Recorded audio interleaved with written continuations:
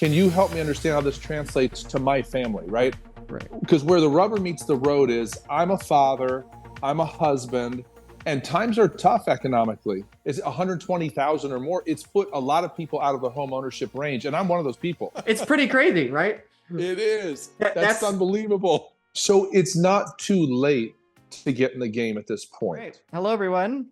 Luke Broyles here, along with a very good friend of mine, and someone I think who's also going to be an awesome guest today, Nathan. Nathan, thank you for joining this You're discussion about welcome. Bitcoin. Yeah, thanks for being Thank here. you. Yeah, it's cool to So, see you on hosting your own show here. I've known you since you're what, 12?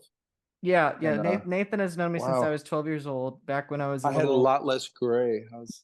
I looked vibrant in those days, Luke. Yeah. I didn't have any of this. You didn't have no, and if you had grown, it would have been frightening. So Yeah, at that age. at that age, yeah.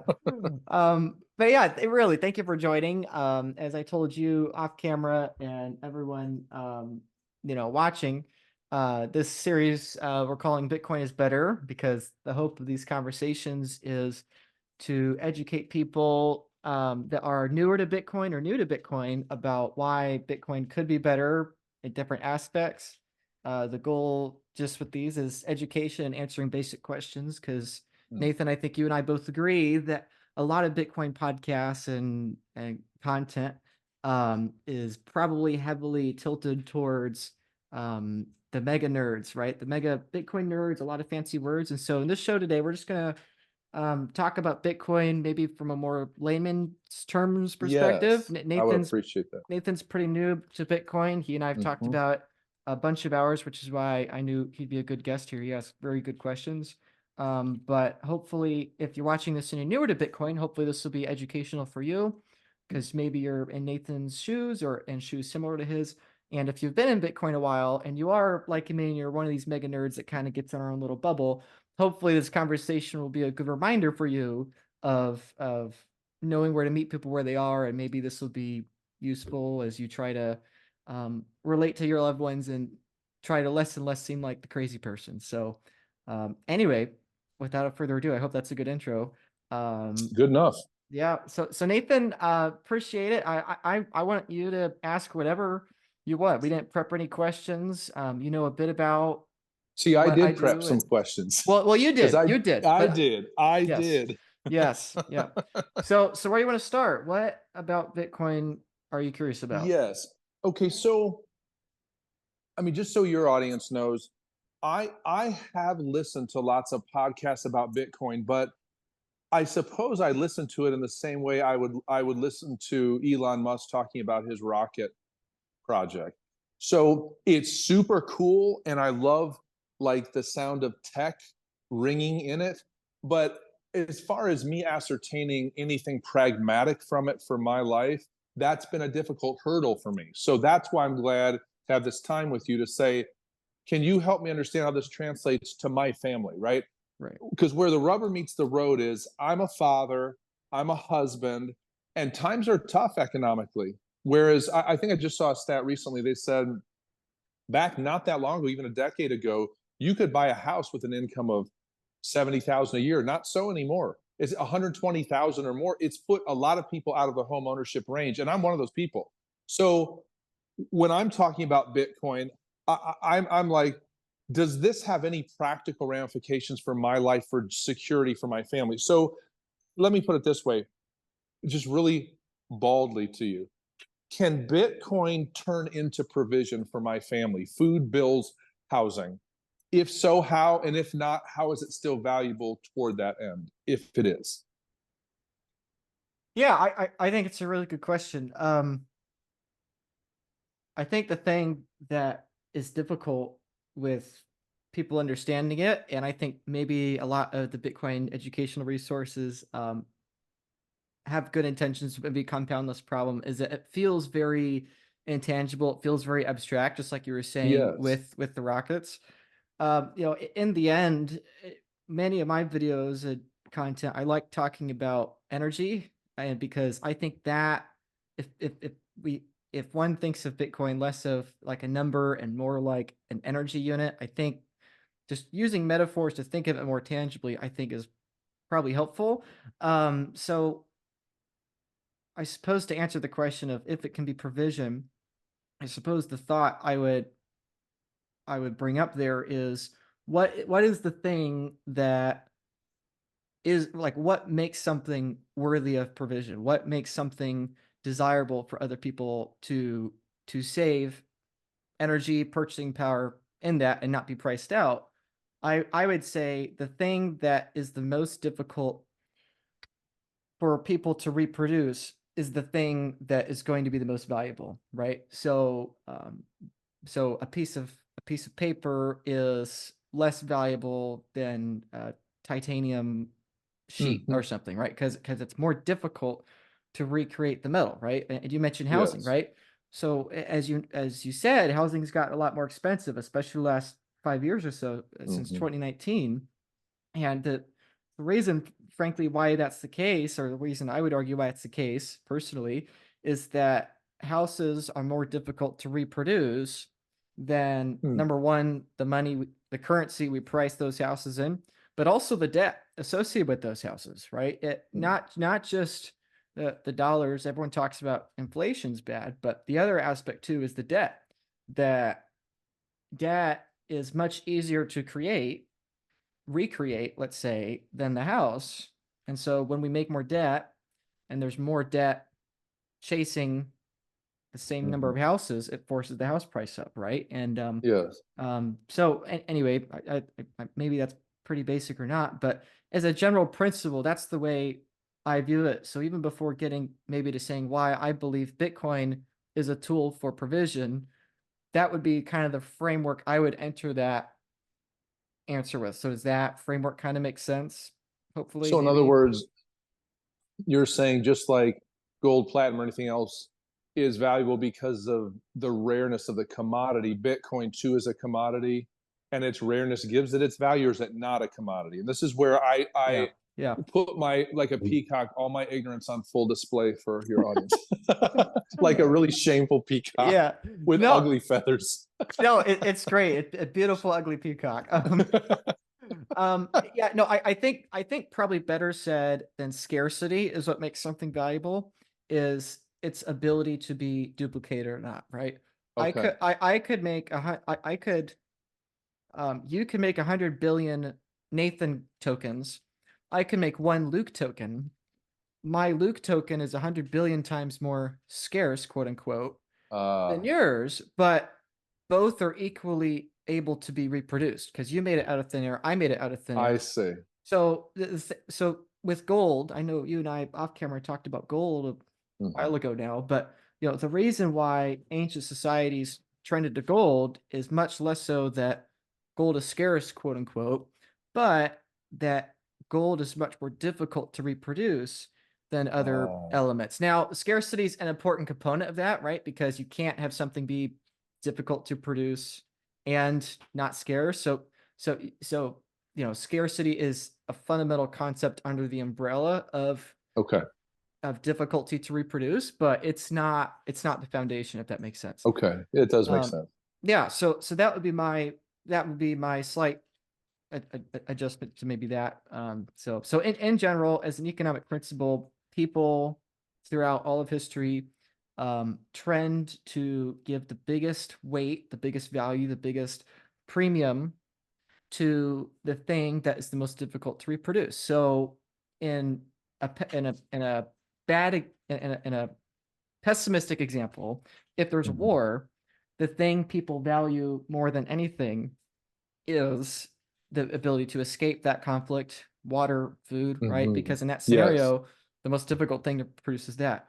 And the opposite scenario, like let's say in a thriving period of any empire, whether it's an ancient empire or modern one, the thing that is the most scarce in those kinds of empires is status.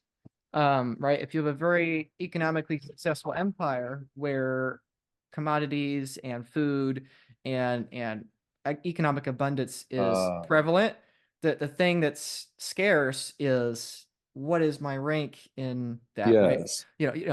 Food is abundant, houses are abundant, wealth is abundant.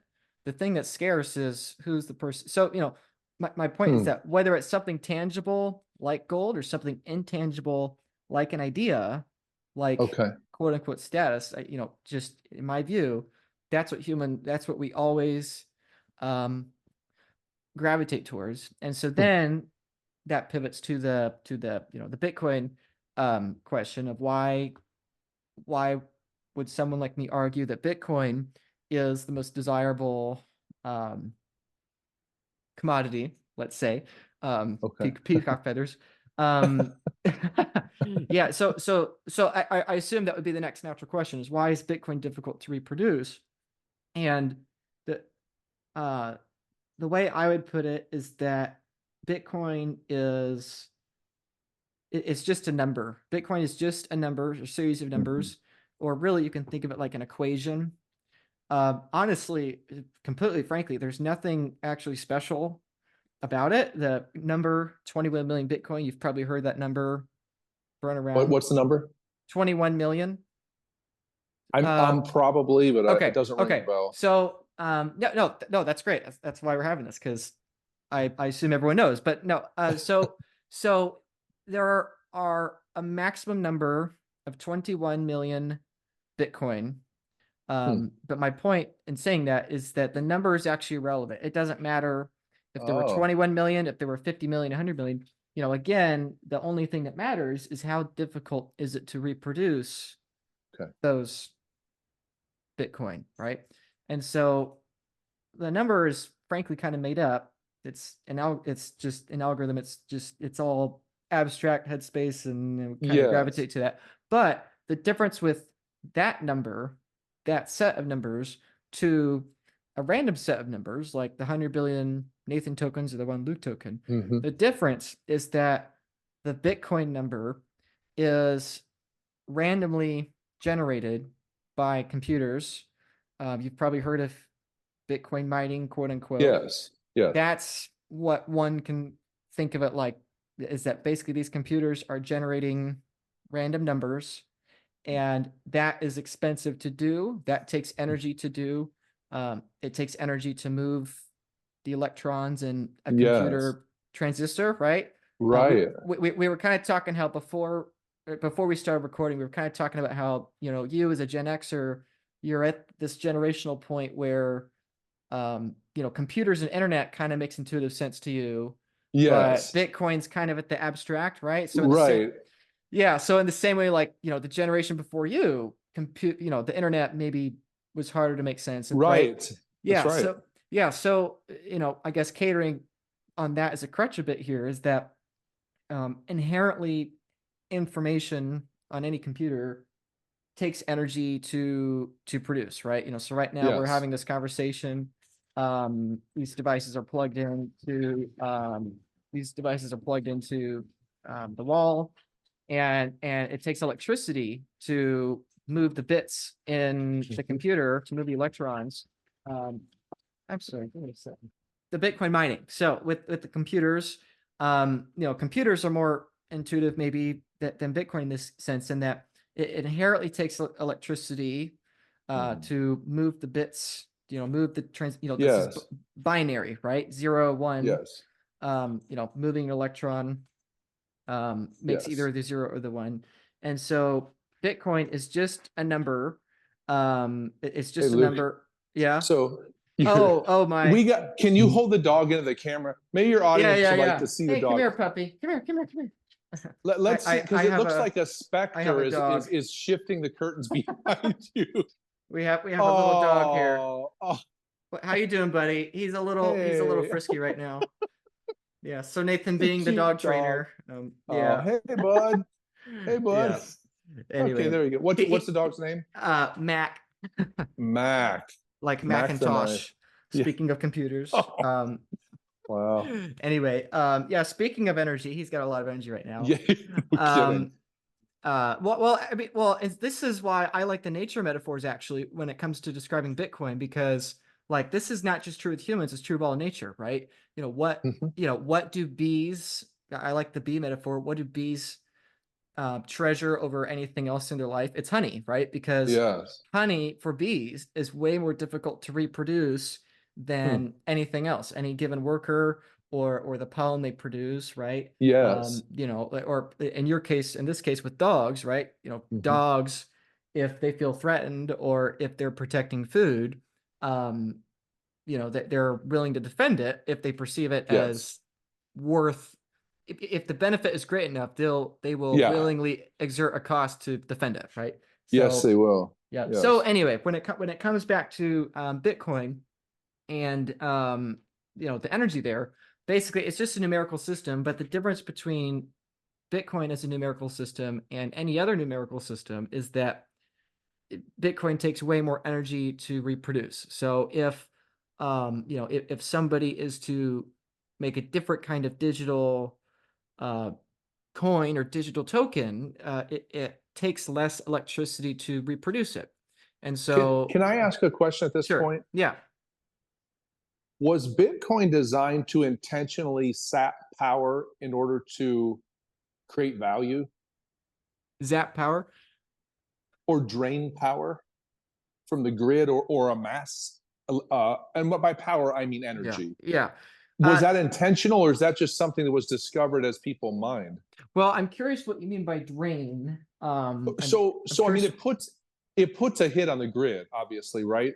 Which is why, like, I think China. What didn't China shut it down for a while? Yeah, China attempted to ban Bitcoin mining back in 2021 unsuccessfully, but Right, multiple countries have tried to attempt it. Obviously, China's the one country that when they actually ban something, um, they're a communist country, so they can do right, it more right. effectively than one that's not. Yes.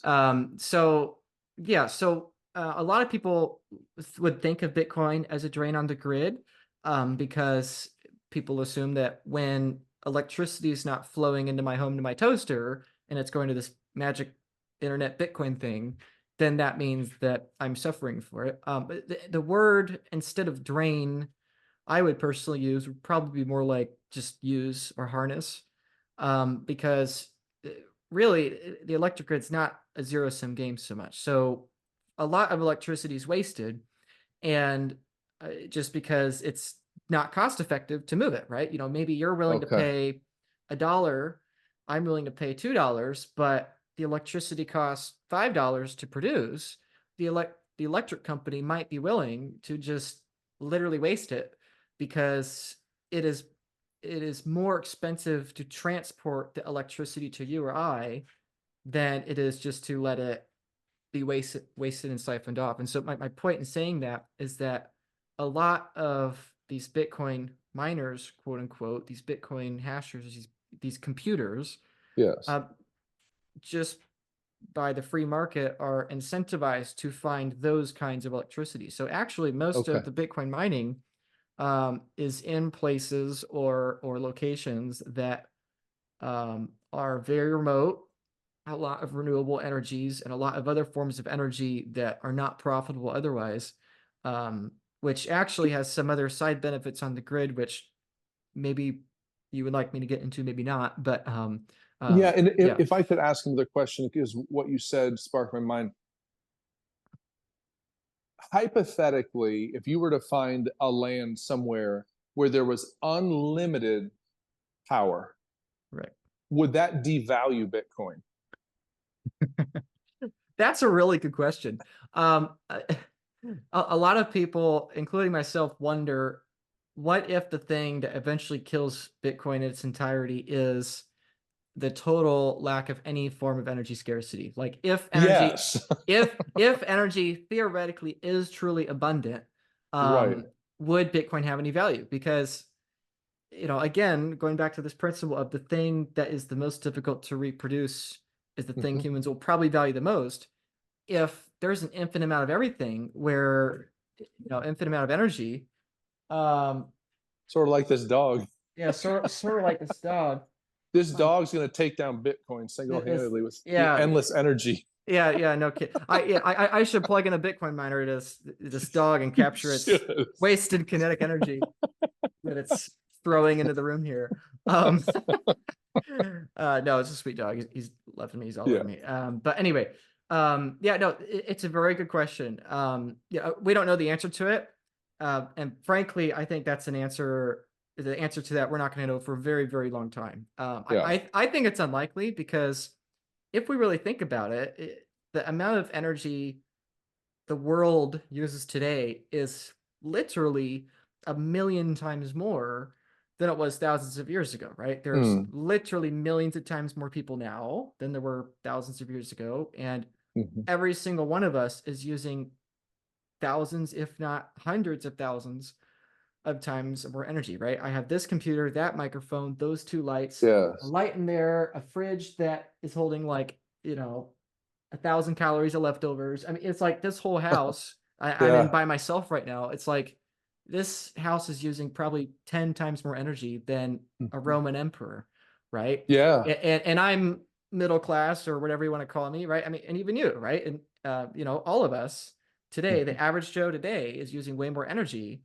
Oh yeah. elect than people in the past. And so I say that to get back to your question of, yeah, if there was an infinite amount of energy, theoretically, maybe Bitcoin wouldn't have any value because it just wouldn't be crucial to communicate relative value just because everything's abundant. So what's the point of saving money for the future when everything's Yes. already essentially free? So, but that's a very, very long ways away, and that's very Okay. much of a theoretical And that's a endeavor. wormhole we shan't explore. No, well, we can if you No, no, no, want, no, but no. I'm not yeah, saying we should because yeah, you lose me halfway down it. right, Can, yeah, can I circle back to the initial question? So let yes, me just tell you, 48-year-old dad who barely knows boo-hoo about Bitcoin, right? So if this can't turn into something for my family, like right, I can actually do something for them with it, I can't see the value unless it's because I'm doing my part to participate in stabilizing the whole economy, which benefits us all. I right. could see that as like a sacrifice of, I'm going to go ahead and save this up, even though my family isn't going to see any, but the larger community may see something from. So is that a right way to Right. look at it? Yeah, no, that's a great question. Is Bitcoin going to have a tangible benefit, or is it all or a direct benefit, or is it only indirect benefits? I would argue it's a direct Yes. benefit. Um, Okay. Thousands of years ago in the ancient world, right before we had all this cool tech gadgets, when people would save energy for the future or a rainy day, you would save from your wheat fields or your rice paddies or Mm-hmm. whatever in your barns and save for the winter. Why? Because it's going to be difficult to reproduce that food in the winter, right? And other people are going Yes. to value it. But the problem is that if food is abundant all the time and you desire something else, then all of a sudden it may not be worth as much, right? And so Mm-hmm.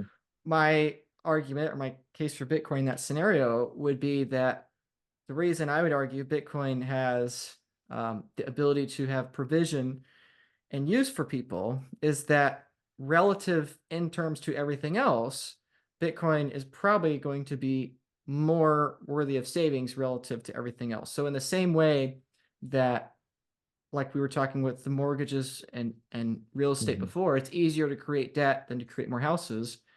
The price of real estate in terms of that debt is going up forever, right? Real estate Mm-hmm. every decade gets higher, even though it crashes at times, it goes higher. Yes. Um, or the stock market, comparing the stock market to, let's say, the US dollar, the stock market trends up indefinitely forever against Mm-hmm. the US dollar because it's way more difficult to reproduce the 500 largest companies in America that actually produce real stuff compared to pieces of paper that Washington D.C. is able to make, right? So Yes. my argument with Bitcoin would be that the thing that is the most difficult to reproduce in what I would argue is probably the universe is a number. I mean, if you if you somehow invent a number, let's say, you can't reinvent it, right? If I were to build a car, you could reinvent that. I can make a car, you can make a better car, and then someone else can make a better car, better car, better car. We could have Yes. better and better cars forever, and the world's great, right? But if I were to invent, let's say, pi, right? So, the part Yes. of a circle, right? If I were to invent, let's say, some sort of mathematical concept, if that was possible, if I were able to do that, it's it's impossible to reproduce that. It's impossible to replicate that, right? You can replicate an infinite number of cars, but the wheels that all the cars use, I mean, if you invent the wheel and you have the ownership to the math that makes the wheel work, right? Pi, an infinite prime number that goes out Yes. forever, right? If that is infinitely difficult to reproduce, right? And so my argument would be that basically one can think of any other invention in the economy today as the proverbial car, right? Like I have a smartphone. Like, why do people buy stock in Apple? It's because these phones are more difficult to reproduce than dirt. Yes. But we'll always make newer, better, fancier phones until Mhm. someday people want to put chips in their hand or face or crazy, creepy stuff, Right. right? But like we will Yes. continue just to do crazy, weirder and stranger, build more cars, right? But if instead of that, I were able to say, hey, if we're to somehow create a number, a fixed number, doesn't matter what the number is, but as long as the number never changes, it never increases or it never goes up, it never goes down. The number is a constant, right? In the same way pi is a constant, and the same way, a squared plus b squared equals c squared, right? In the same way, those are constants. If somehow we were to invent or discover, quote unquote, a number that is, let's say, perfectly random, that takes only more energy to reproduce, then is it possible to reproduce that equation? So I'm wondering, I'm worried if I'm going a little off on a tangent there, but my point is that, and I'd love to hear your feedback or you have a question upon that, but the long rambling answer short is that what do we value the most economically? We value the thing that's the most difficult to reproduce. What is Bitcoin? It's basically an arbitrary number that's generated by perfect randomness that takes energy to reproduce. And as Bitcoin grows, meaning as it takes more electricity to reproduce Bitcoin, and as more people, in my opinion, will come to understand that we can produce an infinite number of phones and an ever larger number of houses, but if we were to invent an equation, one could never reinvent said equation. You can't fill the same slot in the number line with the same number twice. Yes. If that were true, then theoretically everything else and relative value to that number should be more abundant relative to it, Yes. and over time. So does that make any sense at all? It does, but let me go back to, so Sure. I had this image in my mind as you're talking. It's like, so my friend Chris, he's a Microsoft certified programmer guy. Right. When he was a teenager, I remember, he and I would get on the computer and all of a sudden he would press a few buttons and he'd be in all the code altering it. Okay. That part I was like, what are we doing? I knew the graphics. So what I'm asking is more the graphics and you're giving me the code, right? What I'm saying, Yes. what I'm saying is, let's say I have 100 Bitcoin just sitting. Okay, that's mine. Yeah. Yeah. My wife and my child, it makes no difference to them. They don't see any change in their life, and neither do I.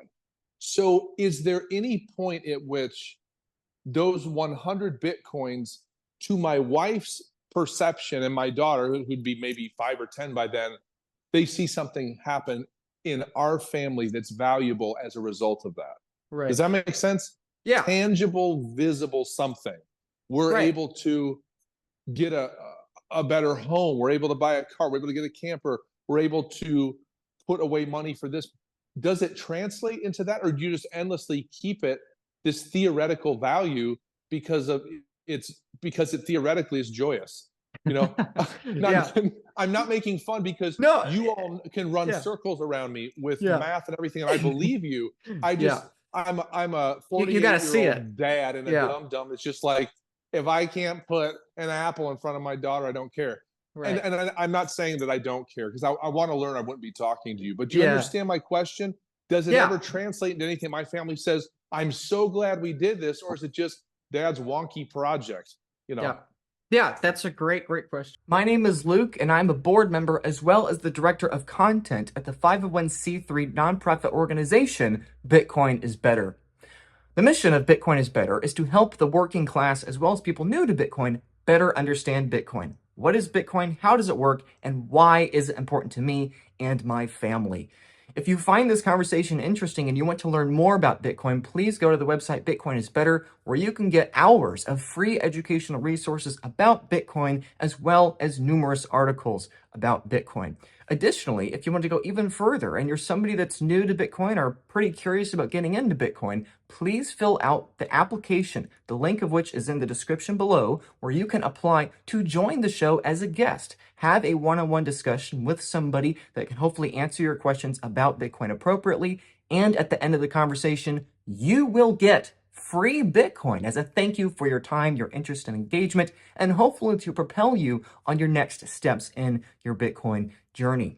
If you are not somebody that is new to Bitcoin, but you've been in Bitcoin a while, still liking and subscribing to this channel and sending these videos to your friends and people new to Bitcoin is something you can do to help the organization. And beyond that, please consider donating. Again, Bitcoin is Better is a 501c3 nonprofit organization. Feel free to donate to us, and just a mere couple $100 donation will have a very lasting impact with lots of people new to Bitcoin that impacts many individuals and therefore many families. So please consider sharing this content with people that are new to Bitcoin in your network. Please consider donating so that Bitcoin can be passed on to new orange-pilled people right after a Bitcoin discussion with them. And additionally, beyond that, with the application, again, link in the description below, feel free to have people that you know in your network apply and join. And hopefully these kinds of conversations will be helpful to them as well as many, many viewers to come. Additionally, and finally, if you are new to Bitcoin or been in Bitcoin a while and you want specific support for yourself, one-on-one support, I'm happy to help you, whether it's buying Bitcoin for the first time, buying Bitcoin for the 100th time, taking self-custody, upgrading your Bitcoin tax and legal status, whatever the case. If you need help with Bitcoin, no matter your skill level and no matter how much you're interested in buying, please reach out to me. I'll be more than happy to help. So thank you for your time. Let's get back to the content. But we appreciate you engaging with this content. We appreciate you filling out the application to get free Bitcoin. We appreciate you checking out our free resources, and ultimately, if you feel called, to donate to our mission and our cause to accelerate Bitcoin adoption for the working class and to the majority of the world population, which is yet to acquire their first Bitcoin. So thank you for your time. Appreciate it. Yes. So the question is about, where's this transition from abstract to reality, Yes. right? So, Yes. so it's a great question. I think the answer is the inverse to the dollar, right? The dollar, US dollar, is also just a number. That is not, well, as a side note, why is the dollar valuable? It's because it's defended by the US military. US military is very hard to reproduce, right? So, Yeah. but the problem is that they can make more dollars, right? It's not a fixed Yes. number. They can make more. And so how can Bitcoin tangibly impact your family's life is the inverse to how can the numerical system of the dollar impact a family's life, right? If you are saving in dollars every single year, every single 10 years, every 100 years, that is going to be worth less compared to things that you and your family actually care about, which is food, time, housing, electricity, right? Those are Yeah. the things you actually care about. One does not, or at least if one is, in my view, correctly spiritually grounded with money, one does not actually care about the money itself. They care about who are they stewarding that money for, and the actual important Yes. things in life, which is, it's not the numbers that matter. It's, can I feed my kid? That's what matters, right? And so the reason that Bitcoin can benefit one's life, in my view, is the same reason that why saving in dollars makes it perpetually more difficult to save and prepare for the future, because every year it's worth less. It's the inverse with Bitcoin, right? So in the same way that dollars forever are easier to reproduce than food, tech gadgets, and that's why prices in terms of dollars always go up. I would argue it's the inverse with Bitcoin. So if it's okay, I pulled up a little visual Sure.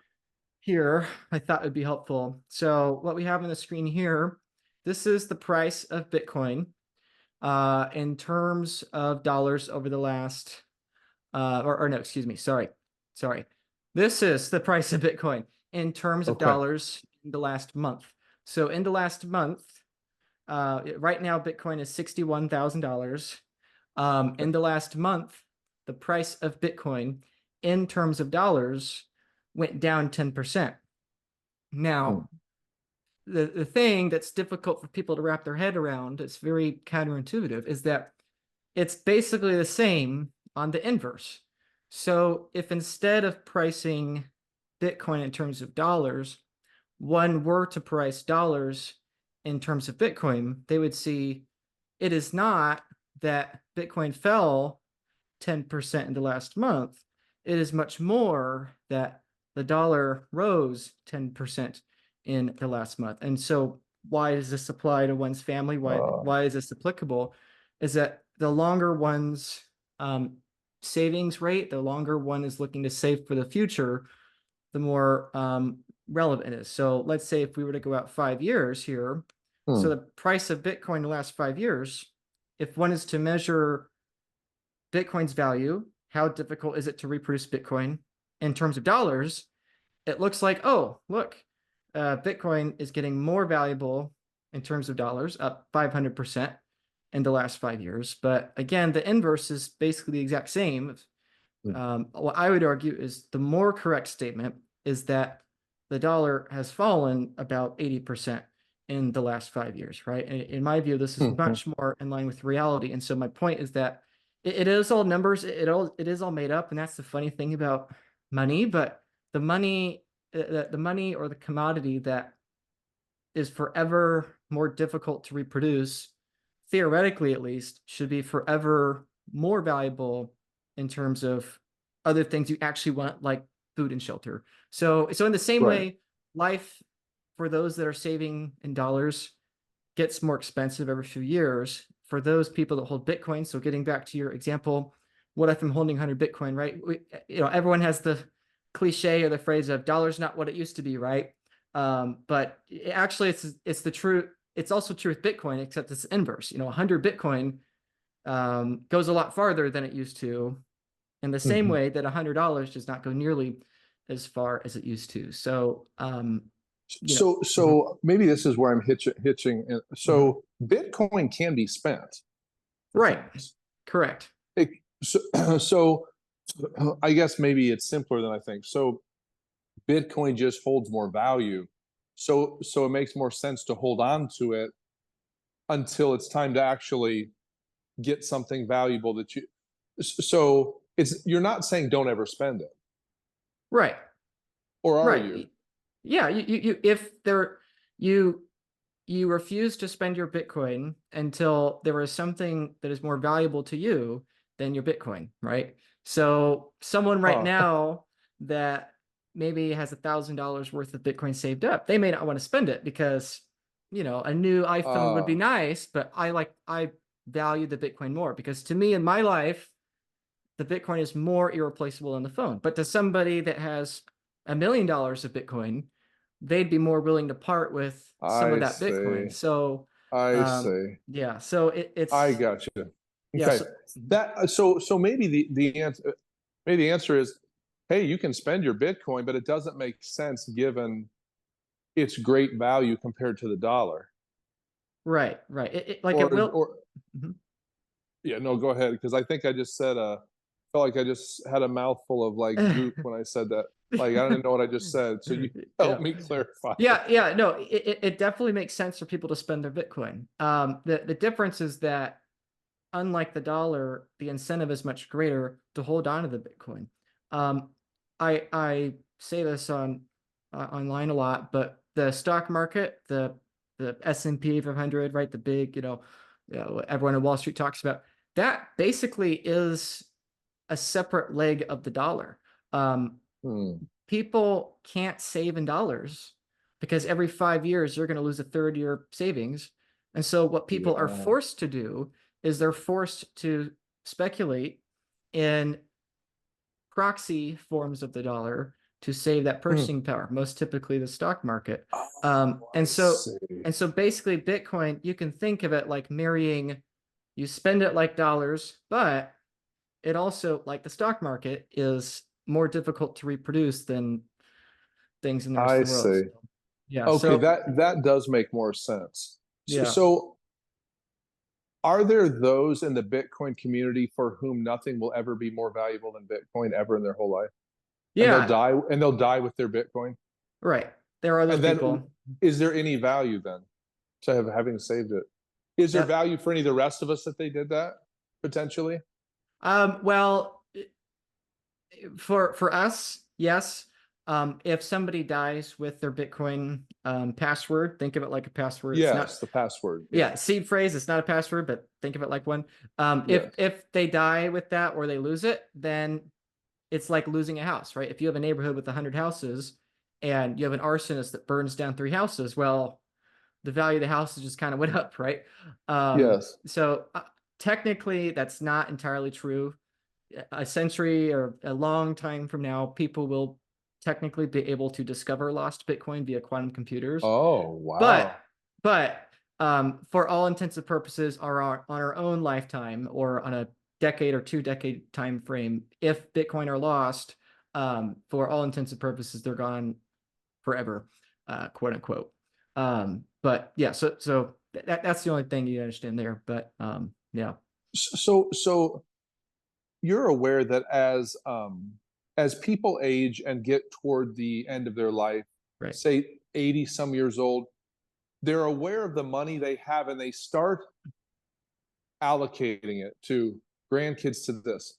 right, Does the same thing hold true for Bitcoin? If someone is aging out and they right. have a lot of Bitcoin, do you recommend they start partitioning?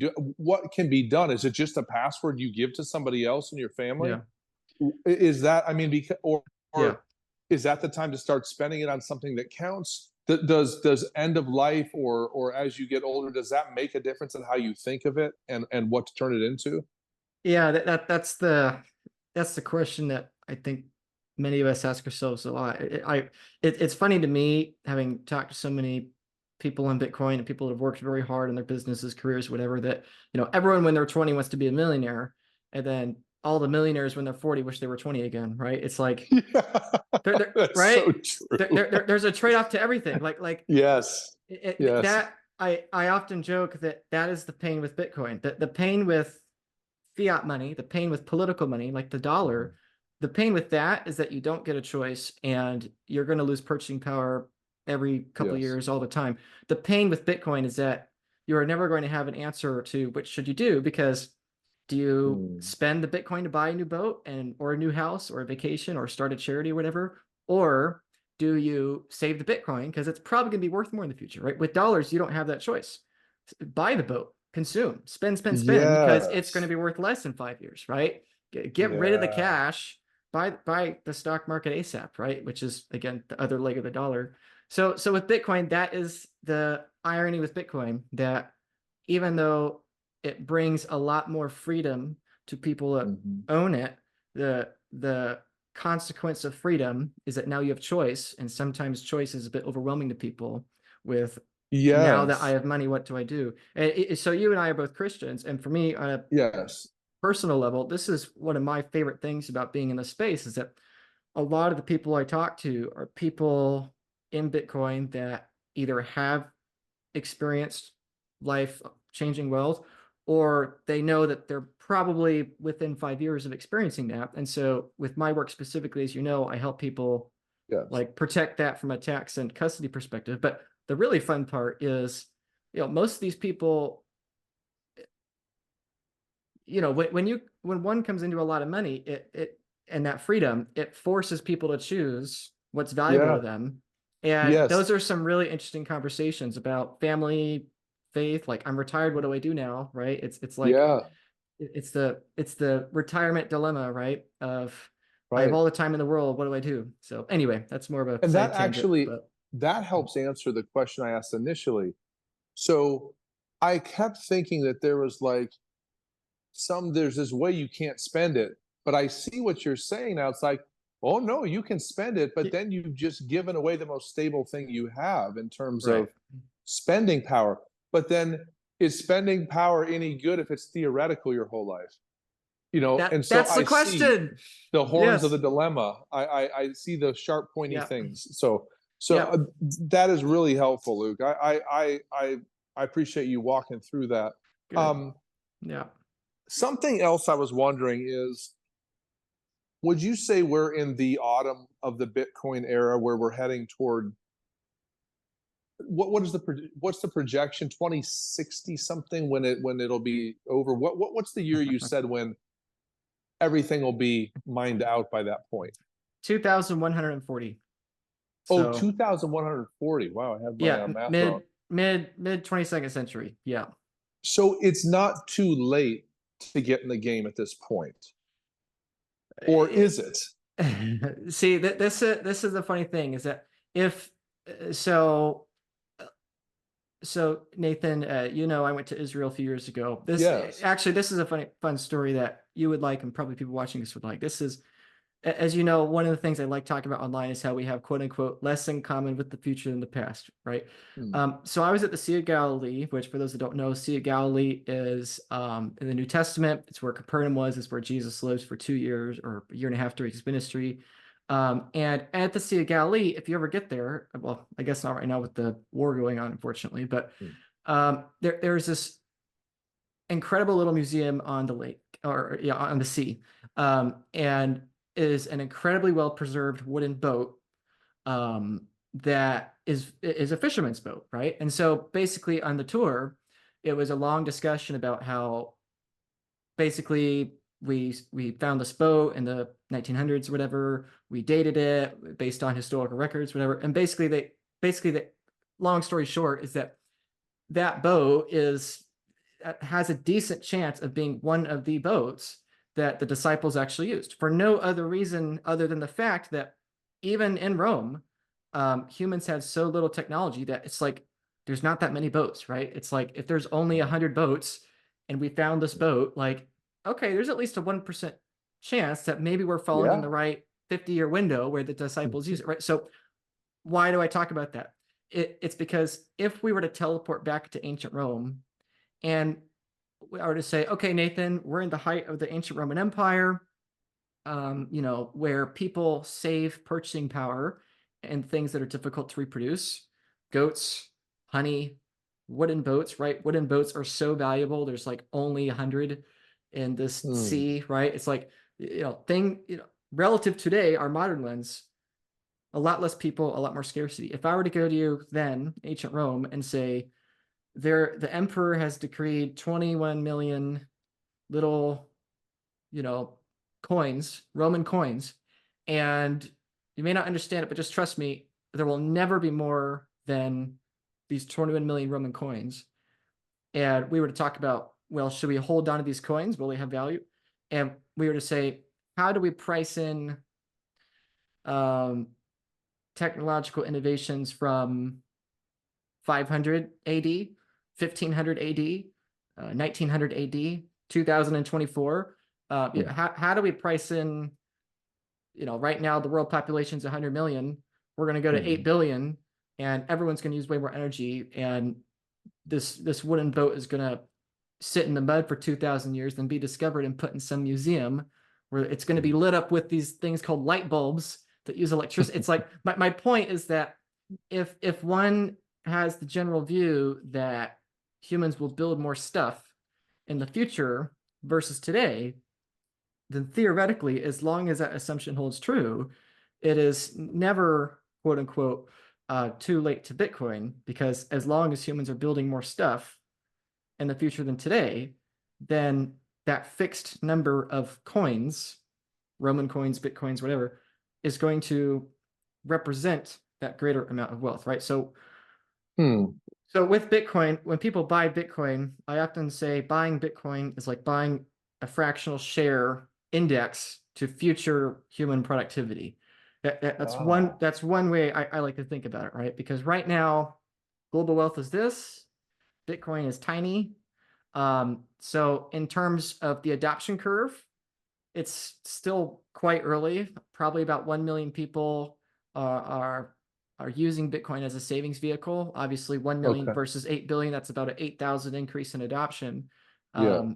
So that's still significant. But Bitcoin, even if every person on Earth used Bitcoin today, and the price of Mhm. Bitcoin in terms of dollars was whatever, hundreds of millions or more, it still theoretically would not be, in my opinion, too late, because are people in 2040 going to be producing more food, more housing, and a better standard of living than they are today? Well, if that's the case, and we want to save for our children's future, then maybe we should buy some of that share for the future, and Oh. then we can use that in the future for when we need it, S- right? Save it for a n- rainy day. So, Right. Now, are you talking about productivity in terms of power consumption, though?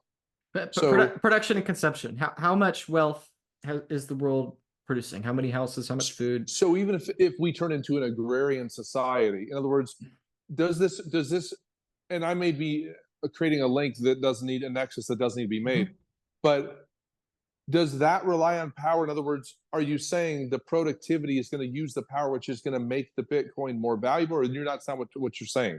You're saying just productivity as far as wealth, Yeah. the level of wealth coming up. Yeah, how many humans, how much wealth per human?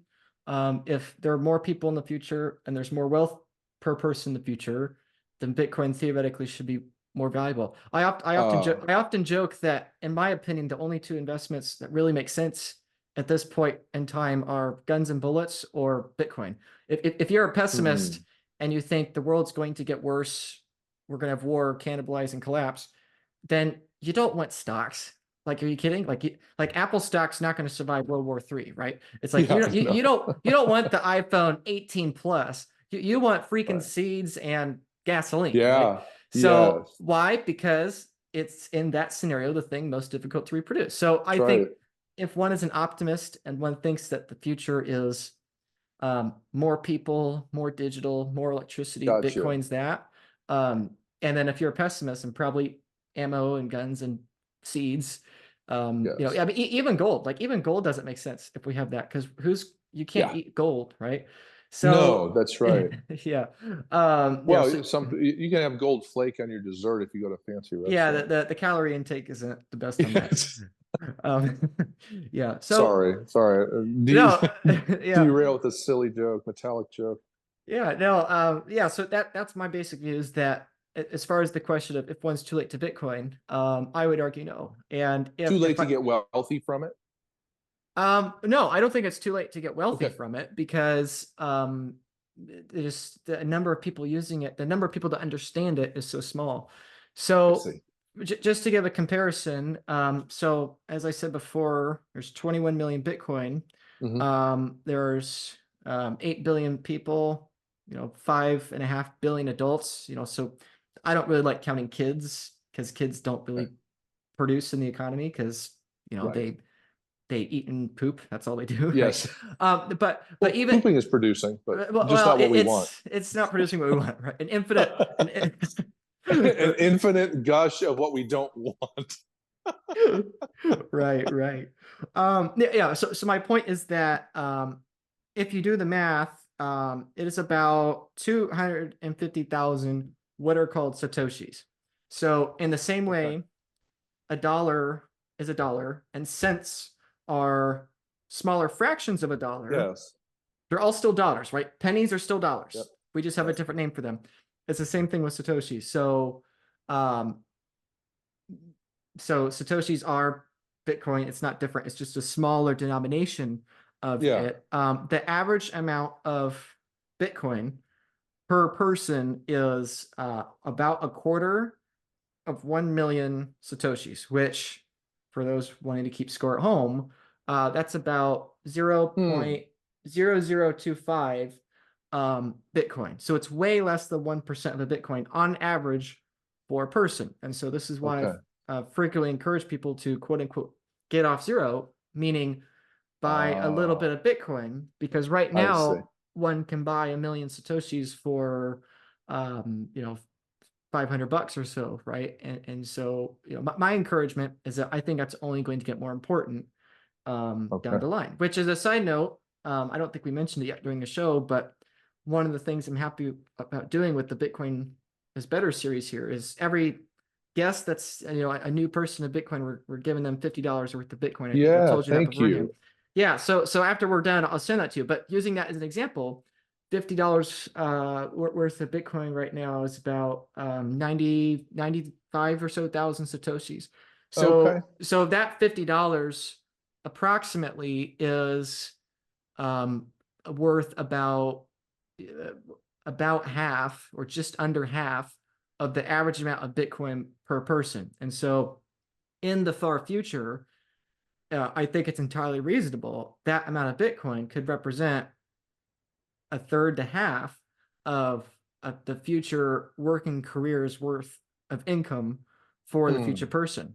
Which then we also have to Wow. keep in mind, a person in the future is going to be way more productive than a person today, right? Like you and I, even though fiat makes us feel more poor a lot of the times, we still produce way more energy than our great grandparents did, right? Like my grandmother, you met her, she's Yes. 92. I mean, she didn't have plumbing when she grew up, right? You know, she Hmm. was born in the 30s, right? And, you know, Great Hmm. Depression, right? So, I mean, it's like the average worker today produces way more energy than people in the past did. And so Hmm. it's entirely within reach for people to acquire any given amount of Bitcoin that Okay. if one thinks it's going to be a larger share of the world and one thinks that the world's going to produce more, then it should be useful. So Okay. if that helps. That's really fascinating. Yep. If I could pivot a little to another question I had, Yeah. it seems inevitable that the United States is going to adopt its own digital currency. Right. Um, let's say it's been adopted. It's 20 years in the future, or however long it's going to take. Is it no different than the dollar as we know it now? Is it still subject to the swings the dollar is, or is it not? And if it's not, what effect might that have Yeah. on Bitcoin? That's a great question. I'm gonna, you know, some people in the comments will hate me for this, but whatever. Since we're both Christians, I'll go from that perspective here. You and I are both Christians. I believe that the fundamental problem of the world is sin, and Yes, that yes, people are falling short of the glory of God, and that, you know, we all, if given enough incentive, will do things in our own self-interest at the expense of others, yes. and put our own authority above God's, right? And my point in saying that is that what defends the supply of the dollar, it's human beings, right? There are human beings at the Federal Reserve, at the Treasury, and Wall Street, and et cetera. And so you can have a perfectly righteous, moral person, let's say theoretically, in control of the dollar, where it's perfectly fair. We don't censor anybody. We don't print more dollars. We don't make it more worthless. We're Um, talking paper money now, not yeah, digital, right? paper money, right? Paper. Okay. But my point in getting to is that it's the same thing, right? People are in control of paper. People are in control of the digital pieces of paper Yes. that the U.S. government would create. Uh, So, in my view, there was essentially no difference between a central okay. bank digital currency and the dollar. The only difference is that the extent for the government's ability to censor is significantly heightened with the CBDC, obviously, right? Okay. I think in many ways we are close to there, right? Currently in the United States, people get stimulus and money based on their income bracket, based on the color of their skin, based on how many Mhm. kids they have. You know, during the lockdowns, we saw, especially with stimulus checks, right? Oh, Yes. you have the right political beliefs, you have the right bracket, this, that, the other, you know, and that's the big fear with these digital currencies that Mhm. governments are probably going to produce, is that more and more they're probably going to depend on, do you have the right metrics that What's your social credit score, et cetera? yeah, literally, Yeah. essentially, Yeah. right? And I guess, to be a bit of a pessimist here, I believe that system has to get worse, because Okay.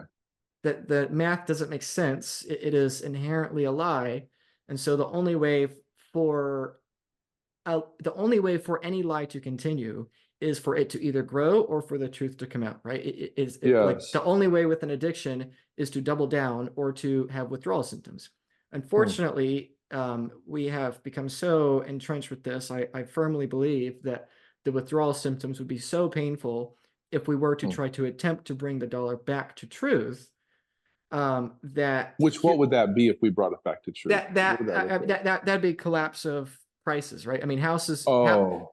yeah, houses used to be a couple $1,000s. Everything was a nickel. Everything was, 100 times cheaper than it was today.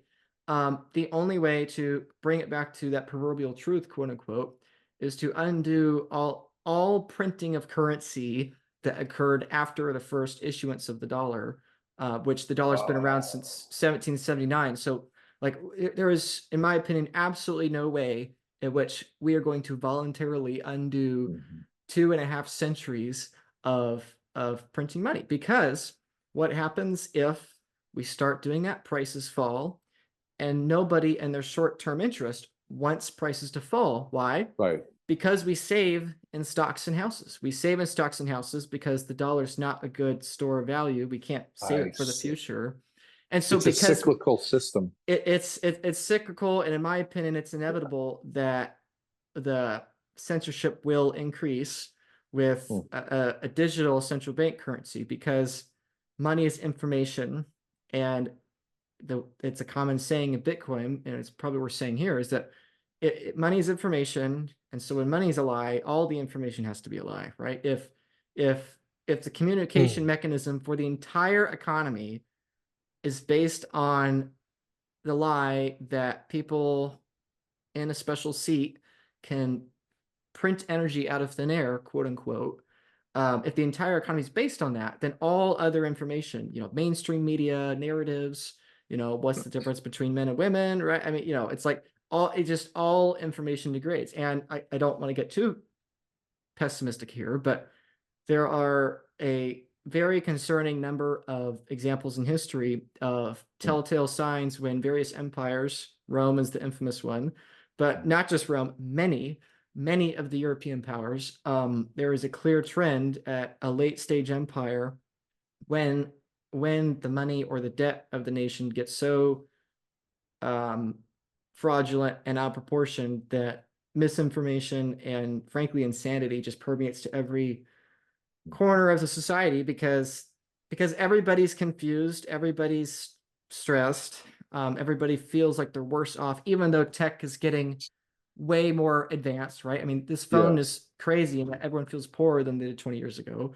Right. And so people gravitate towards crazy things. They gravitate towards political ideologies and very just because people are confused. Unfortunately, it's a Yes. very it's a common question. Why don't more people understand Bitcoin? It's the same reason most people don't understand what's happening before their eyes. Most people don't understand why the dollar That's is getting more true. worthless. So So at the point that, let's say that we had a central digital currency and no more paper money, is it theoretically possible this would actually cut into productivity, which could lower the value of Bitcoin? yeah, theoretically.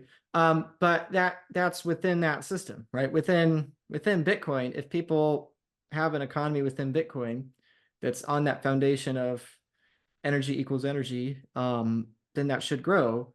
But that is my biggest concern. My biggest concern for the world at large, let's say on a secular sense, on an earthly sense, is war. Mm-hmm. Obviously, like I'm not one of these people that wants the dollar to collapse Mm. tomorrow, because obviously, if we did, there would be a war immediately, and that's bad for Bitcoin. But more importantly, obviously, that's bad for humans. And Bitcoin only has value if there are more humans to also value it. Yes. So yeah, to me, the reason I'm so passionate about working in Bitcoin is because, ultimately, I think Bitcoin's inevitable on its own, but my goal is to hopefully help people have a more seamless transition from point A to point B. And, hopefully in that transition, we don't have a bit of chaos. I know you and I talked before about Ray Dalio's Yeah. book. His book's really good. I don't agree with him on everything, obviously, but he does a very good job explaining how when one paradigm shifts to another paradigm, typically there's violence Mm. because the powers Yes. that be don't want to let go of the power. And as they tighten their, it's just like water, right? The more you tighten your grip, the more it seeps from your fingers, right? And so that's Yes. unfortunately what we're seeing. America is tightening its grip. As it tightens its Mm. grip, more people leave the country, economic productivity shrinks. And unfortunately, historically speaking, it's a pretty vicious cycle. And so my Mm. hope is that we can have as many people as possible understand Bitcoin in the next decade or two, before the powers that be reach critical mass and there's some sort of conflict. So I'm trying to get too dramatic, but No, no, no. yeah. But It's ultimately, it's it's yeah, appropriate to be dramatic where it's appropriate. right, yeah, that's true. That is true. Yeah. Yeah. So anyway, many people come into Bitcoin because they see Bitcoin going up in dollars, and then they stay because they realize that Mm. it's more than that. So if it's all Yes. right, I'd like to share another thing Of on the course. Of screen. course. I forgot earlier, It's but your this is show, man. this is probably of use too. So everyone sees the price of food, lumber, houses, whatever. This Yes. gets back to your earlier question. This is a nice little website. It is the prices of different commodities in terms of Hmm. Bitcoin, right? So this is the Ah, price of a house in terms of Bitcoin since 2012. So this gets back to what I was saying earlier that in terms of dollars, the price of a house is going up forever as long as the dollar remains untrue.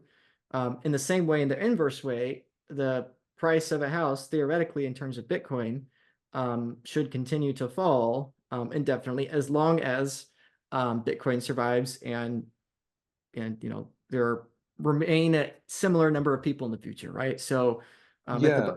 the it's hard for people to wrap their head around, but basically when people rethink of it that it's not that Bitcoin's skyrocketing in price, it's Right. that the dollar's collapsing in price relative to Yes. Bitcoin.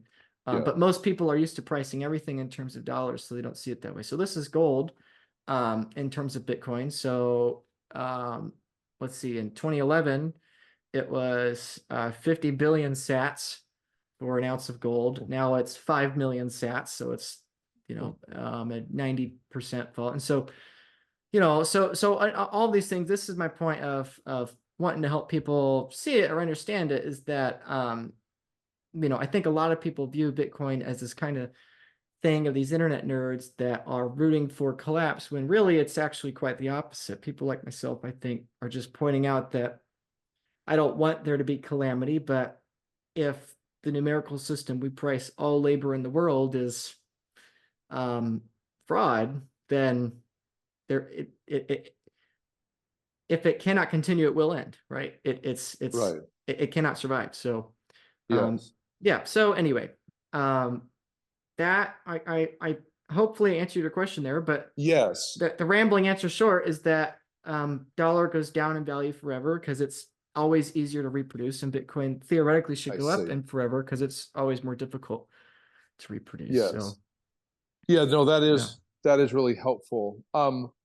You mentioned earlier getting more and more people on board with Bitcoin before critical mass is reached. Do you have a number? At least this many People, people, yes, would have to be on board for it to be secure. I have Or no idea.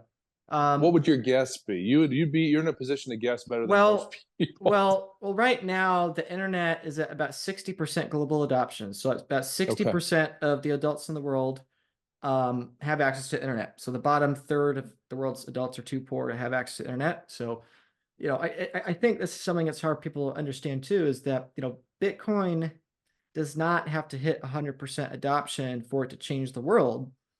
The Bitcoin could hit 10% global adoption and the world as we know it is entirely different, right? The internet, Mm, you, me, pretty much everyone watching this probably spends at least a third, if not half or more of their day on the internet. And yet yeah. we're barely halfway through the initial adoption wave of the internet. Like that's just Oh, how wow. big of a deal it is, right? And so Bitcoin Yes. likewise is way under 1% adoption.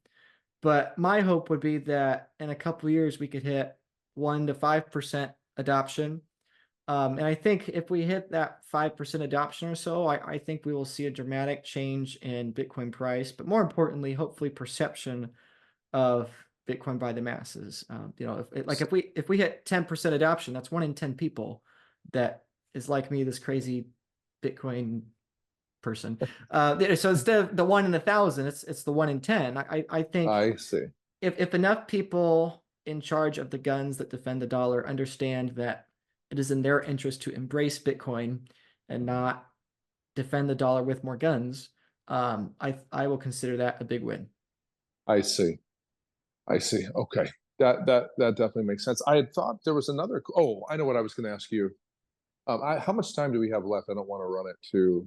We got 2 minutes left. Do you want to ask it, then we start a new one, or do you have sure. time, or it's Yeah, up to yeah. your time? I have about another 15 minutes. So yeah. So Okay, the question great. I was going to ask is, are there great financial minds out there that are looked to as paragons of financial analysis that are anti-Bitcoin? And if so, what are their objections and how do you answer those objections? Yeah, it's so the question of people that are very smart that don't like, understand, or hate, or actively dislike Bitcoin. I mean, you can't have something be early adopted and something have opportunity and everyone like it, right? So it's inherent Right, that people don't like it. The question is, do the smart people like it or not, right? So there right. are a lot of very smart people that like Bitcoin. There are a lot of very smart people that are Bitcoin curious, let's say. And there's a lot, if not the most, smart people don't like Bitcoin right now. Otherwise, obviously, Bitcoin would be a bigger deal and worth more. Yes. You know, so there's 2 main criticisms or reasons why people don't like Bitcoin, especially these wealthy folks. Is number 1, they're concerned about volatility. That Bitcoin Hmm. to them is too volatile, which, you know, basically means its price moves too much, right? And that the dollar is more stable, real estate's more stable, gold, stocks, whatever, is more stable. You know, Bitcoin, as you probably know, it doubles and it crashes and it doubles and crashes. It goes up and down all the time. That's one big criticism, that how can something possibly be the stable money of the world if it's so volatile? Like, it doesn't make any sense. You know, the Bitcoin people are crazy. That's one of the 2 main ones that come to mind. The other one is intrinsic value. So, you know, why would I buy Bitcoin, which is just a number? Okay, maybe it's just an electric number. Why would I do that when I could buy something with intrinsic value, like gold or real estate or something like that? Like, those things have intrinsic value, right? Those are the 2 main arguments, at least that I see, by far the most common. My response to those, which is part of your question, is it's the same for both, which is that I believe everything in the universe is relative, right? I believe God is the constant, and I think everything else is relative. Hmm. So what I mean by that is that, okay, Bitcoin's volatile, right? Bitcoin goes up and down, up and down, up and down, whatever, sure. But So is real estate, well, yeah, right, right? right. And again, it's like, and volatile in what direction, right? Right. Again, if we price oil in terms of Bitcoin, or we price real Yes. estate in terms of Bitcoin, yes, it's volatile and that prices might move up or down, but what is the trend, right? I mean, Right. Bitcoin is volatile because it is, you know, again, not to be dramatic, unless maybe drama is worthy, but I would Yes. say Bitcoin is eating the monetary premium of the world, right? Right now, I Hmm. think we're in the Roman Empire, where everyone right now is saving in goats and stone and you know, agricultural land. And I think technology is going to accelerate a lot, and I think we're going to be propelled forward towards, you know, the medieval period, then propelled forward faster towards the industrial era, then faster towards the digital era, right? You know, my point's that Hmm. um, those metaphorical Roman coins we were talking about before, it's like, it has to be volatile. If the rate of technological innovation is going to be perpetually more volatile, if you have a form of money that inherently is not volatile, that inherently means it has to not keep up with the productivity gains of that technology. Oh, I see. So one could say, oh, Bitcoin's volatile, it skyrockets and crashes, but okay, like we looked at before, the dollar also skyrockets and crashes. It just Oh depends on yeah, your frame of reference, right? right. You mentioned the Elon Musk rockets before. It's like, I don't like rockets because they're volatile, but it's like, in terms of what, right? If you're on the Right. rocket, the horizon is what's volatile. If you're standing on the Yeah, horizon, it's the rocket is true. what, right? Like, Right. I mean, like literally, like this is Einstein, Yes. this is physics, this is general Yeah, relativity, like the general relative. Not to get too much of a physics nerd, which I love physics, but I do basically, too. yeah, right, yeah, I know you do. But yeah, basically, Einstein's whole principle is that all time and just everything in the universe is relative, right? That That's right. the sun To is moving. gravity and to a number of other factors. Right, right. And so, yes, Bitcoin's volatile, but Hmm, so is everything else in life. that's right. And it just depends in terms of what, right? Everything in terms of everything else has some degree of volatility. And Yes. if it seems to be Bitcoin is the most volatile, and it seems to be most volatile in a consistent direction over time, aka up, Mhm. then maybe that is sowing a shine. Now, then the question is, why do these professional people dislike volatility so much? Well, frankly, the answer is because we have an artificially constrained currency right now that artificially Uh, constrains volatility. The entire mandate of the Federal Reserve, which is the bank that you can mhm. think of it like Prince dollars. They don't, but they do, they Right. don't. That's another rabbit hole. But the entire mandate of the Federal Reserve is reduce volatility, reduce volatility in the jobs market, reduce volatility in Mm. inflation. At least on paper, that's their whole job.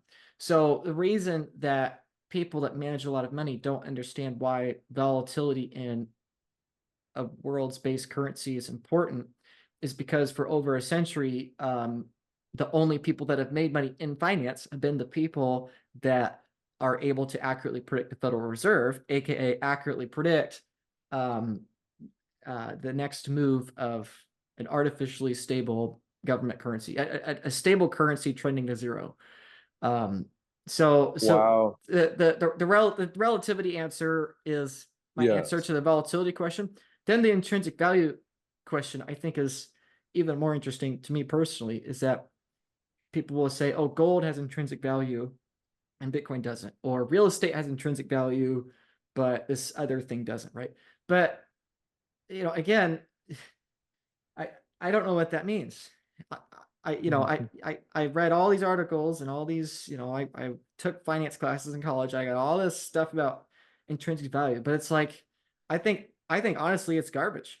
Mm. If we take oxygen as an example, I talk about this online too. Maybe you've heard me say it before, but on a literal physiological level, our brains are hardwired to have the fastest fight or flight response to oxygen deprivation, right? More important than heat, Oh, yeah. water, food. Our bodies, like literally, technically, objectively, on a physiological level, for every human being, it is the only consistent metric, even in brain damage patients, even in everything, even in people that have Mm. various conditions where they don't have a desire to eat. Every human brain has this deep fundamental drive to fight or flight with oxygen, right? Someone covers my mouth for 2 minutes. Within, I will hold on to my Bitcoin forever for 100 years until someone breaks in this house and starts suffocating me. Within 2 minutes, I'm willing to give up everything I've ever worked for in my Mm. life, right? So my point in Mm. saying that is that, okay, what's the intrinsic value of oxygen, and why doesn't oxygen have a price, right? If oxygen has an intrinsic value and only things with intrinsic value should have a price, why is oxygen not the global monetary standard, right? Right. That's true. Right, It's a fair point. Yeah. if we're only going to price things on how closely and intricately related is it to direct human survival, like food and guns or whatever. If we're only going to monetize something based on that, then we should only monetize oxygen. Like, why would you monetize oil or food? Like, so And again. still, it doesn't have intrinsic value to an anaerobic bacteria. Right. So it's intrinsic value from a human point of view, but again, Right. talking about relative to us, that's true, but relative to it, to something Right. else that doesn't care about Right. oxygen, like a stone, it's not true. Yeah. So yeah. Yeah. And yeah. So to me, I think both those criticisms don't really hold up Mm. when it comes to Bitcoin. That makes sense. Yeah, as a side note, to go on the opposite end of your bacterium statement, which is hilarious because it's true, is the artificial intelligence question, right? This is a whole rabbit hole we probably don't have time to go down, but it's the funny question that those people that have those criticisms, I ask them, okay, I program it, let's say in 20 years, I program an AI robot to build an app for me, or manage, basically build a computer to do some task that I can just have it do it, right? Not that it's sentient or Yes. anything, but like if I can program a computer to do that, like what is going to be the base currency of AI? Like what is the Hmm. AI's oxygen? The AI's Power, right? electricity. Yeah. Yeah, electricity. Oxygen is to humans what electricity is to Yes. AI. You cannot directly monetize electricity because it's in the analog world. So what you need is a digital number, a digital representation that 24/7, 365 is directly Hmm. exchangeable for electricity. And I Like an think interface almost. right. And so I think this is, you know, I talk about, oh, Bitcoin adoption could be a lot, and number go up, and all that, but price go up. But really, to me, the interesting thought is, what if in 50 years there's 10 billion people or 12 billion people, and as many proponents of AIs think, for better or for worse, what if there's 50, what if from an economic perspective, there's actually more like 40 or 50 billion quote unquote human um, labor hours, right? My point is less in Hmm. common with the future than the past. What if the majority of work done in the economy in the future, at least digitally, Yes. is managed by AIs? Then the question becomes, what is the intrinsic value of oxygen to that amoeba or that Yeah. bacteria? Zero. What's the value of Right. oxygen to the AI? Zero. If Zero. if I'm going to be a human being in 50 years, when AI is a increasingly large share of the world economy, I think it's going to be increasingly important to own some of what um, people will program and What tell that, AI breathes. right. We need to And own what they breathe. Yeah.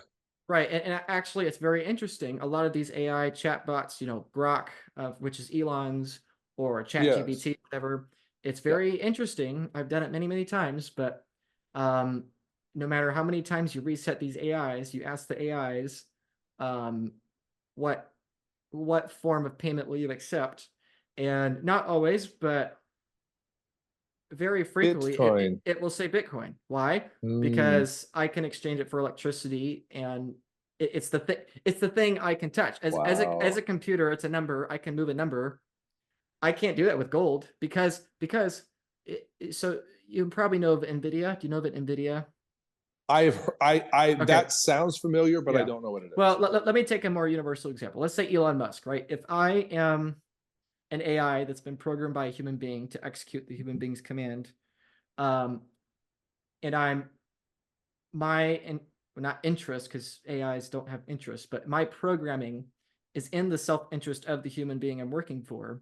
Mhm. Why would I ever trust? Why would I ever monetize my work in the digital world in terms of Tesla stock? Because the CEO of Tesla is a human. I can't predict a human. Humans are unpredictable. Like, I see. so this is the crazy thing, is that all this AI boom with all these AI stocks Mhm. is, I think, I, you know, there's this whole Bitcoin thing, I think, takes people in pretty much every industry by surprise. I think AI is going to be one of these big ones where everyone right now is trying to invest in the companies that produces the AIs, but I think people fail to realize that once you create said AIs, once you create next iteration of technology, the marginal cost of it trends down. Basically, it's Hmm. creating their own destruction. And so my point is saying this as an example is that, essentially getting back to your original question of why do people dislike Bitcoin? I think ultimately people dislike Bitcoin because they are viewing it through the lens of the 20th century. And unfortunately, everything is relative, right? Oil to the ancient Roman is worthless because what can you do with oil? Oil's too Right. expensive to dig out of the ground. Right. Like, what are you going to do with it? Yes. Oil has zero value until you also have the car and the Mm. train that you can use the oil for, and people will pay you for it, right? And so I Yes. think I think with Bitcoin, unfortunately, a lot of people are taking their current understanding of the world, which is based on the last 30 to 40 years, a working career or lifetime, and they're trying to project it forward. And I think, unfortunately for them, a lot of those mental models, I just don't know if they'll make sense Yeah. in the future. Maybe they will partially, but I think the odds are, um, I think just the odds are not in their favor. So anyway, that was Yes. a very long answer with some tangents, but No, that yeah, that was very fascinating. And so does that, we talked about the horns of a dilemma. This is perhaps another set of horns, another dilemma. Am I right in assuming then that Bitcoin devotees will benefit from an AI boom? devotees. Oh, yeah, Will devotees. benefit Yeah. from a boom in AI? Any economic productivity, more people buy bit. So the name Michael Saylor, right? You've heard me talk about him. Yeah, Yeah. yeah. I know So you met with him. Yeah. so this is the funny thing about that is that everyone in Bitcoin works for everyone else. So I work for Michael Saylor. Michael Saylor works for me. The AIs that some kid in India develops that's a genius, those work for me. I work for him, right? Uh, Because there is no hierarchy within Bitcoin of who gets to create new currency units and dump onto everyone else. Everyone basically works for everyone else. And so, to your point, yeah, if humans build more stuff, yes. that stuff is probably going to gravitate towards the economic model that doesn't cannibalize the wealth of that stuff, aka political money, and therefore the value of that money should probably go up in terms of that Okay. stuff. So I anyway, see. if that makes So, sense. so, Yeah. so in other words, but since you know AI will require power to operate, Right. is it true that the more AI that's generated, the more power by virtue of the fact that's what it breathes, as we Right. said. So would a boom in AI cause a noticeable uptick in the value of Bitcoin? Or are Right. you saying there's so many things that are causing that already from power, from energy, that would not move the needle that much necessarily? Yeah. Well, there's two things that could skyrocket the value of Bitcoin really quick. One of them is a hyperinflation or collapse of the dollar, which is the Yes. fear tactic. That's people get scared, they fly to safety, they view Bitcoin as safety. The other one, the more optimistic one, I suppose, is there is some sort of explosion in productivity, whether that's Hmm. AI, whether that's fusion energy, or that's some other I see. innovation. If someone creates some new invention that radically changes the world overnight, um, then that could cause it to rise. Hmm. So yeah, as long Okay. as people want um, a form of energy savings that doesn't deteriorate every year, and as long as we build more stuff, then yeah, it's going to probably benefit anyone that holds some Bitcoin. But the caveat is that build stuff that requires energy, correct? Right, but anything you build requires energy, right? Well, it requires human energy, but if you build just a brick, in other words, there are people in other cultures that don't use electricity to build things. The Right, Amish don't. right, So is there no, that doesn't benefit? In other words, if all of us went back to building without using power right. tools, that's not a good thing for Bitcoin, right? Right. Yeah. It's not a good thing Gotcha. for Bitcoin. It's not a good thing So for no room for Apple. Luddites in Bitcoin, right? Right. Right. Yeah. Yeah. Yeah. Well, that No gets room for back. Luddites. Yeah. That gets back to the guns and ammo versus Bitcoin. It's like, Yes. even Yeah. yeah, that. Yeah, you don't need Bitcoin if you're not going to use the internet. Like, Right. yeah, if you're going Right. to be Amish, you don't need Bitcoin, right? But Yes. if somebody wants to have some degree of exposure in Uh-huh. the majority of the world in the future, I really think Bitcoin is probably going to be the single most important technology from the understand. I think Bitcoin's more important than AI or any of these other innovations Mm. because Bitcoin's the thing that prices and all those other things. Yes. So that's why I hope people get off zero and buy some, because I think I want I want people to be able to vote with their feet, right? As a Mm. Christian, when I talked to a pastor, I was talking to one earlier today, and we talk about this. I'm like, you know, I was talking to him like, you can buy a share of energy in the future. But basically, in a way, you're like teleporting energy. Mm. And this is metaphorical, but you're not literally, but you're basically teleporting energy from now to the future. It's like being a disciple of Jesus or the church in ancient Rome and somehow teleporting energy to your descendants when they can have way more Mm. influence in the world future. Right now, ultimately, obviously, God's the only thing that matters, but Right. I think it's interesting to view it that way. And that's why I hope more everyday people, more everyday working class people, Yeah. ideally more churches and Christians will embrace it, because ultimately I I would like to see, if it's God's will, I would like to see as many people be able to have the ability to steward and have dominion over Yes. resources in the future. So Yes. And this has been yeah. helpful. And I think this gives me actually something to talk to my wife about that makes this has really been clarifying for some things. Good. So I Good. really appreciate it. And as Yep. soon as you send me my 95,000 Satoshis, I'm going to lay them all out on the bed and just look at them because I've never had 95,000 anything. Yeah. No, I know I can't do Well, that. I can yeah. imagine though. Yeah. Yeah. So yeah, as a side note, if anyone watching this, if you are new to Bitcoin and you want to sign up for a conversation, or somebody that's new to Bitcoin, I'd be happy to do that, and we'll give you $50 worth of Bitcoin.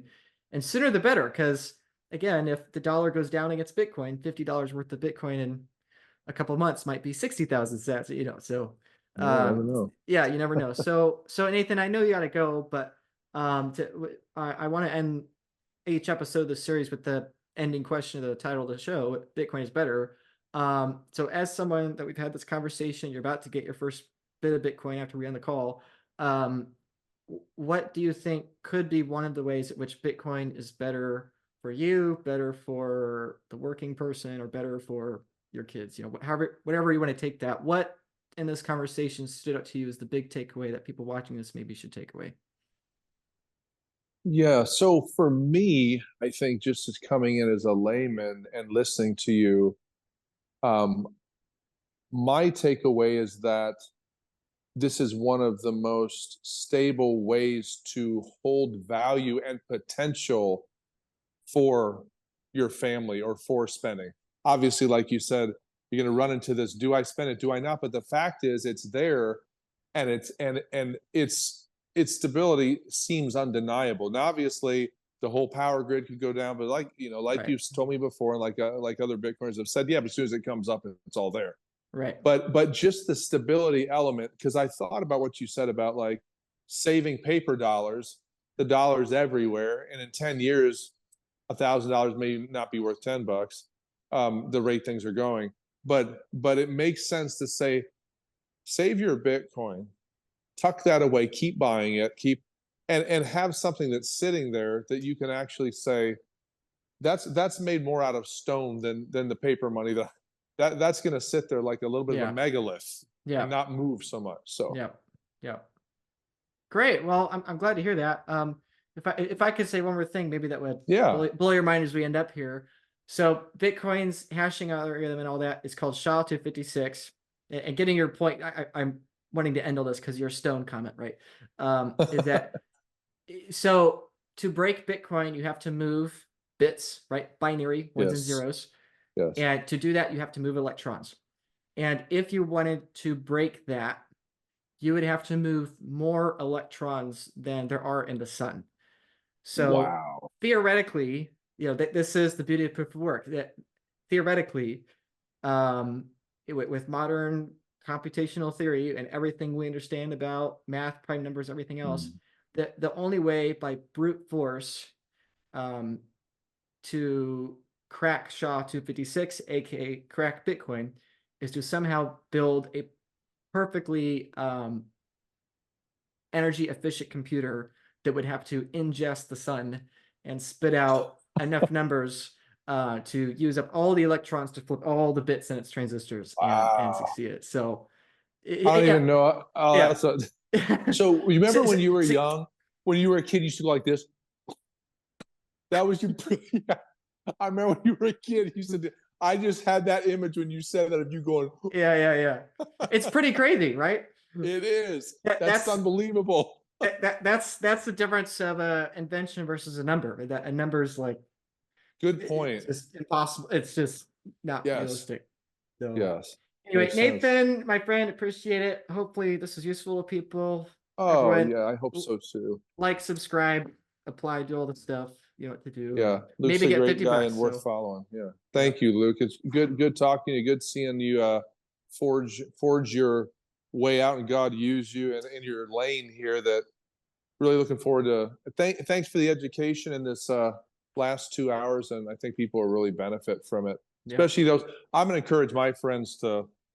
If you don't know anything about Bitcoin, watch this because Luke answered a lot of the basic questions that I think a lot of us have that don't know yeah, what in the world is going on exactly with it. So yeah. Well, Nathan, thank you. thanks, Appreciate buddy. it. Appreciate it.